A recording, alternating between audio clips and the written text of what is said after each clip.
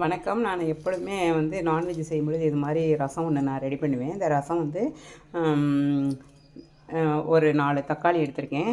சின்ன நெல்லிக்காய் அளவுக்கு புளி எடுத்திருப்பேன். அந்த தக்காளி 4யுமே நல்லா கழுவிட்டு கொதி சாதத்தில் ஒரு 2 நிமிஷம் போட்டு எடுத்துட்டு தேவையான தண்ணி விட்டு புளியும் தக்காளியும் நல்லா கரைச்சிடணும். சாஃப்டாக நல்லா கரைஞ்சிரும். மஞ்சள்தூள், பெருங்காயத்தூள், உப்பு எல்லாமே போட்டுருவேன். அதுக்கு பிறகு தாளிப்புக்கு இடிகளில் போட்டு ஜீரகம், மிளகு, வெந்தயம், பூண்டு நல்லா துடிக்க போட்டு நல்லா இடிச்சிட்டு எண்ணெய் கொஞ்சம் ஊற்றி அதை நல்ல ஒரு வணக்கணும். 2 வரமிளகா கிள்ளி போடாதீங்க, முழுசாகவே வாசனைக்காக போட்டுக்கோங்க. குட்டீஸ் எல்லாம் சாப்பிட முடியாது. அதை வாசனைக்காக போட்டுட்டு இந்த கரைச்சி வச்சதை மறுபடியும் அதில் நான் போட்டு ஒரு நுரை கூட்டி அப்படி வரும். இது எல்லாமே கொதிக்கக்கூடாது ரசம். அது மாதிரி வரும்பொழுது நம்ம ஆஃப் பண்ணிவிட்டு நம்ம எடுத்துடணும். ரசம் சாதத்தில் போட்டு சாப்பிட்றதோட டேஸ்ட்டாக இருக்கும். குட்டீஸ்க்கும் கொடுக்கலாம், ஹெல்த்துக்கும் ரொம்ப நல்லது. வீடியோ பிடிச்சிருந்தா லைக் பண்ணுங்கள், ஷேர் பண்ணுங்கள், கமெண்ட் பண்ணுங்கள், சப்போர்ட் பண்ணுங்கள்.